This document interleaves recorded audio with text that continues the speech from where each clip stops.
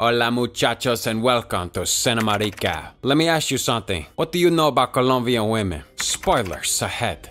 Our story starts in Colombia. Shocker. It's 1992. We see a fancy house with a pool. Got some men milling around, armed with guns, cool looking shades, straight out of GTA. Two men are talking. They're like father and son to each other apparently. Their names are Don Luis and Fabio. They're each saying how much they'll miss each other and drink to the future. To the future. They talk about business, and one hands the other some files. There's only one copy, or so Fabio says. Then Fabio leaves. Don Luis sits back down, swirling the drink in his glass, looking all evil and stuff, before ordering a man standing nearby to kill this motherfucker. Fabio gets in his car, several other people in that car with him. He begins to violently bang on that steering wheel, shouting and cursing. The car begins to rock a little. Fabio says angrily how the boss thinks he's so mellow, going on to say they have about an hour at most to escape. The car speeds away, the other guys in the car holding up guns. When they pull over, everyone gets out, and Fabio enters a building, his home. Inside is a young girl, presumably doing her homework. Her name is Catalea. Fabio tells his wife and daughter that they have 10 minutes, and we learn that the daughter is already packed. I'm packed, Mama. Fabio gives Catalea instructions on what to do if she should ever find herself alone, and she accepts, though she doesn't understand. Fabio says that she doesn't need to understand, but just needs to listen. He gives her his necklace, upon which is a flower, an orchid. He tells her that his mother, her grandmother, used to grow them, and that orchid flowers are the origin of her name. He tells her never to forget where she came from, before giving her a hug and a kiss. Outside, another car pulls up, the man inside saying that he wants to see Fabio. Come to see Don Fabio. One of the men guarding the door replies that Fabio's not home. Inside, Fabio sees that car pulling up, looking out that window. His wife comes up from behind telling him that she's ready. The parents head back to the door with their suitcases preparing to leave, but Fabio sees another car pulling up in front of him. Panicked, he tells his family to get back inside.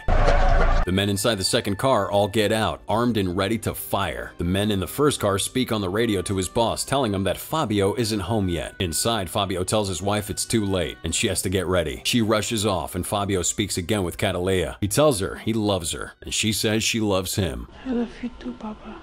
Outside, there's a sudden change of plan. The man in the first car opens fire on the men protecting the front door, killing the 3 guards. They enter the building. Catalea is forced to sit at the kitchen table, scared, as she listens to the gunfire within her house. Her parents are killed, and the men enter the room. One of them, named Marco, sits at the table opposite her and asks her if she remembers him. She doesn't, so the man explains, saying that he was a very good friend of her father's. He tells her that she has something that doesn't belong to her, and that Don Luis wants it back, but instead of complying and giving him what he wants, the thing that she has, Catalea pulls a knife from under the table, stabs him in the hand before escaping out the window.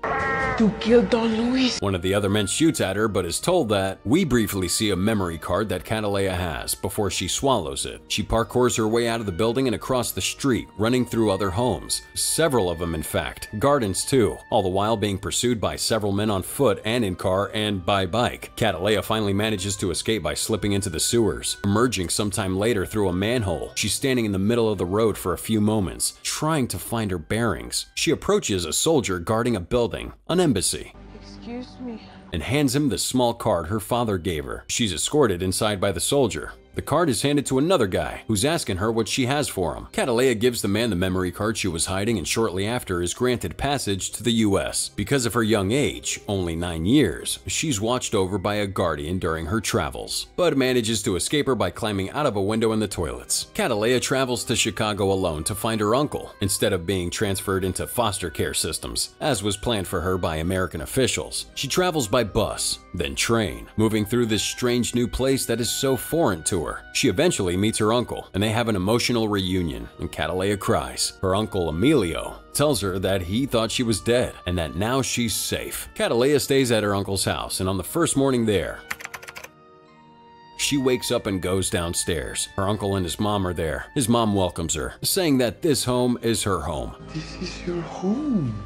Catalea sits at the table and her and Emilio talk. She's asking whose room she stayed in, and Emilio says that it was his son's. She asks where he is. He says that he died. His killers are also dead. Catalea says that she wants to be an assassin, and Emilio agrees to this. Sure. Shortly after, Emilio enrolls Catalea at school. It's halfway through the year, and the school doesn't normally accept students midway through the year. But due to her circumstances and a lot of money, an exception was made. Emilio and Catalea leave the principal's office. Emilio begins to talk about buying all the school supplies they need, then getting something to eat. But he suddenly notices Catalea has stopped following, so he goes back to her. She reiterates that she wants to be a killer and not go to school like others her age. Emilio tries to talk her out of it, saying that he can teach her, but if he does, she'll be dead within 5 years. He goes on to explain that if she wants to be a killer, she has to be smart, has to know more than just how to pull a trigger, has to know how the world works. Catalea silently agrees. 15 years pass. Two cops are sitting in their car somewhere in California. They're talking about lamb chops while eating donuts. A car suddenly smashes into their parked car, T-boning them hard. A woman appeared to be drunk, stumbles out of there, barely able to stand. As one of the officers cuff her, we see that she's wearing an orchid necklace. It's Catalea, now grown up. She's taken to that police station. Dragged to the police station, also losing her shoe, and gets a few strange looks from the other officers as she's sitting down. Her bag is searched. It's empty. No registration, license, or ID. But she does have a library card, which says her name is Valerie Phillips. Valerie Phillips. Her charges are read against her, while she appears to fall asleep on the desk. The cop talks and raises his voice, demanding her attention, and she sits up. She's quickly hurried away by the two cops that carried her in before she throws up. Later on at the station, a dangerous man is brought in and jailed. The lights in the cells are shut off and all is quiet, at least for now. Catalea in one of the cells immediately sits up when she realizes the cops have gone. She takes off her wig, takes off her tights and dress, and uses a hairpin to pick the lock of her cell. She gets out all sneaky-like.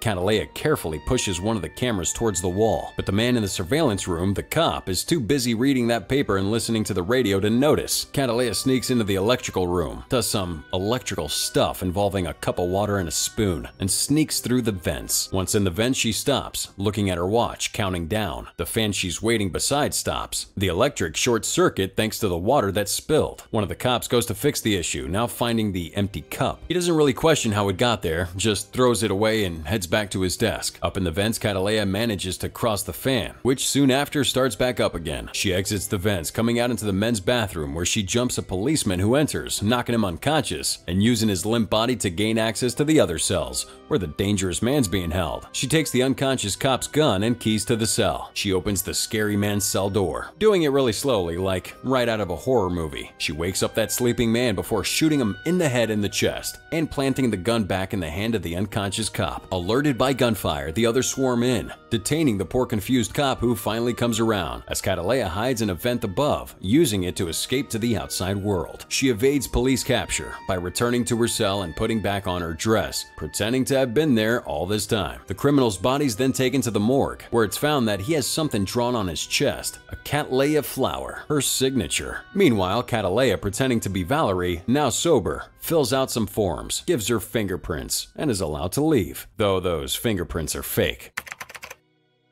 Back in the police station, the crime scene is investigated by an FBI agent named James Ross, who notices the vent within the cell, plus the camera turned towards the wall. He's asking for all the security tapes, all of them, plus a record of all the criminals who have been in prison in the last 24 hours. Catalea changes her disguise, calls Emilio briefly, then gets on a bus, heading home. We learn that someone has murdered 22 people in the last 4 years. 22 murders in the last 4 years.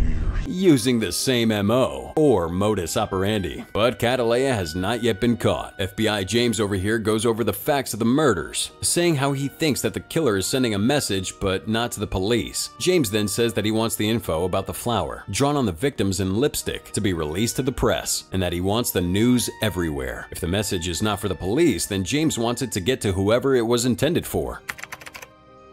Back to GTA Mansion in Mexico, Don Luis sees the news in the paper and the MO of the flower. He shrugs it off, saying it's just a coincidence. Coincidence. The flower used to be the calling card of one man called Fabio, Catalea's father. Don Luis is convinced this is the work of Catalea and reprimands his right-hand man, the one who got stabbed in the right hand for not killing the entire family, dog included. Don Luis tells Marco that this is his screw-up, so this is his responsibility to fix. Catalea returns to her apartment, a nice, spacious place, and takes a shower without taking off her necklace. She begins to relax, while the work for the agent James only ramps up. He says every single one of the victims victims was a bad apple. Professional bad apple. James says that he wants to kill the killer before they kill again. Catalea and Emilio finally meet, doing so at a public location, a laundromat. Emilio gives Catalea her next target. He also shows her the newspaper, the front page, where there's a picture of the man she recently killed and the flower she drew on his chest. Emilio's asking how long this has been going on. How long has this been going on? Catalea replies with a smile. Emilio reprimands her, saying he made a promise to keep her safe, and what she's doing, drawing the flowers on her victims, is putting her in danger. He says that what she's doing is not professional, but she says that she doesn't care, and that she's gonna do things her own way. Emilio says that he shouldn't have let her do this, and she replies.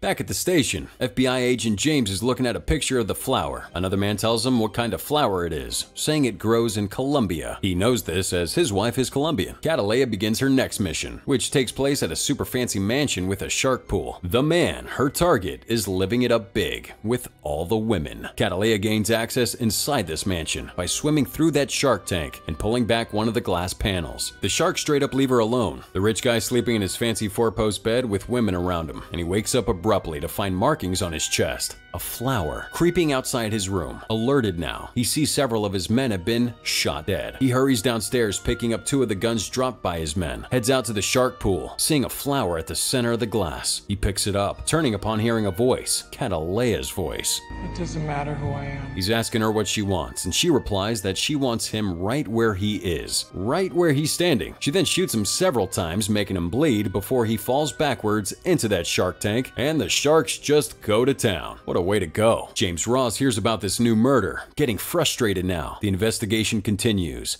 Who was this? And CCTV footage of Catalea in the police station posing as a drunk woman named Valerie is found. But James believes the killer is a man, not a woman. Regardless, they can't see her face clearly in that CCTV, as her head is pointed downwards and her face is hidden by her hair, the wig she was wearing at the time. Catalea visits her boyfriend's apartment, finding it empty. She finds a note saying he's gone to visit a gallery, being an artist. He comes back later that night and he asks her some questions, calling her Jennifer. He says he wants to know more about her, saying he doesn't know anything, but she's not talking about herself. And the next morning, leaving her boyfriend behind, confused at her sudden departure and why she's so distant all the time, Catalea rushes off to meet Emilio. He throws a newspaper at her, saying that 8 men were killed, one of them being his friend. They're getting closer. He tells Catalea that they're looking for her and that she's stepping too far. He tells her he's not giving her any more jobs and that she is retired. You are retired. Well, she argues with him, asking how many people he's killed to avenge his son who was murdered. Emilio angrily snaps back, saying that his life ended when his son was killed. He goes on to say that this was not the life he wanted for Catalea, before completely cutting her out of his life, telling her not to come home or to the church. Before leaving her, he gives her a photo of her as a child with her parents. Devastated, she cries, alone now in the library and not knowing what to do. She goes home shortly after, calling her boyfriend. They talk for a little bit, and he tells her how much he misses her, saying that he's looking at the picture he took of her. But she's alarmed by this, asking more about that picture. He took it while she was sleeping at his place. The photo gets leaked when her boyfriend shows his friend, and then that photo reaches James, who, using her facial feature and computer technology, manages to identify her as the same woman as the one in the police station, arrested on the same night that man was killed. Catalea realizes as she's on the phone that there's a SWAT team after her. She has cameras in her apartment. Using her skill and cunning, Catalea manages to escape the building before James and his men can find her. She rushes to Emilio's home, only to find that Emilio and his mama have been murdered. She cries over Emilio's body, finding him tied to a chair and beaten. Shortly after, Catalea visits James at his house. He is alone. She speaks to him directly, saying that the reason she's doing all of this is for revenge. She wants Don Luis dead for murdering her parents. Catalea goes on to say that if James doesn't help her, he'll be going to a lot of funerals very soon. I cannot reach. Because she'll slowly kill his entire family, one by one, until he complies with her demands. Damn, this girl's got zero chill. Thought she was only really killing bad people, but oh well. James says that he's trying his best to do everything he can, but his hands are tied. It's beyond his reach. However, this changes when Catalea threatens the man who does have the control and the information she needs. She gets a hold of the floor plans for Don Luis's mansion. I really need those floor plans. And prepares her attack. On the other hand, the Don and his men prepare to greet her. They talk about how invisible and and subtle she is, before a rocket launcher goes straight into the building, injuring the Don. But he's still alive. Some of his men try to escape in a car, only to be stopped by Catalea herself, by truck, as she's ramming straight into that vehicle, killing everyone inside. Don Luis, not among them. Yeah, who wants the subtle approach? Catalea goes all out, guns blazing. Straight up GTA. Fight breaks out between Catalea standing alone and Don Luis's men. All the while, Don Luis hides in a secret location within the building, a small room behind a statue. I think we got her. And our girl's continuing the rampage, killing one man after another. She's way too good for him. Too fast. Too sneaky. One of the last men left is Marco, the right-hand man. The man that faced her all those years ago. The man she stabbed before escaping. Marco held up in a bathroom. With a typical boss fight fashion, the two fight hand-to-hand. The fight is a close one, but in the end, Catalea is victorious. Now, while she's recovering from this fight, the Don runs from his safe room, escaping the building and running to his van. He speeds away, and Catalea calls him using Marco's phone. Don answers. He begins to mock her, telling her that she'll never get him and that he will get her instead. You will never find me. But Catalea replies calmly that he's exactly where she wants him. His smirk falls, and he turns slowly around, seeing two big dogs in the back of the van waiting for him. Catalea gives the order to attack, and the dogs both lunge at the Don. The van shakes, and Don Luis is no more. Catalea sits on the grass of the mansion, head bowed.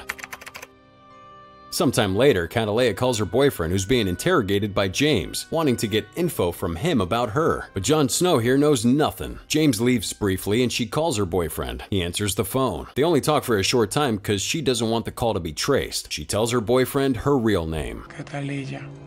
saying that she will return to him one day, and to leave the window open, referring to her being free as a bird. The call ends with each telling the other, "I love you." James comes back, snatches the phone from the boyfriend's hand, but she already hung up. Catalea calmly walks away, gets on a bus, and traveling to God knows where, free as all birds are. And that wraps it up, guys, for Colombiana. Released back in 2011, directed by Olivier Megaton. The film starred Zoe Saldana playing Catalea, and the young Catalea is being played by Amandla Stenberg. Colombiana means a woman from Colombia, for those that were curious and didn't know. As always, guys, thanks for being here with us. Till next time.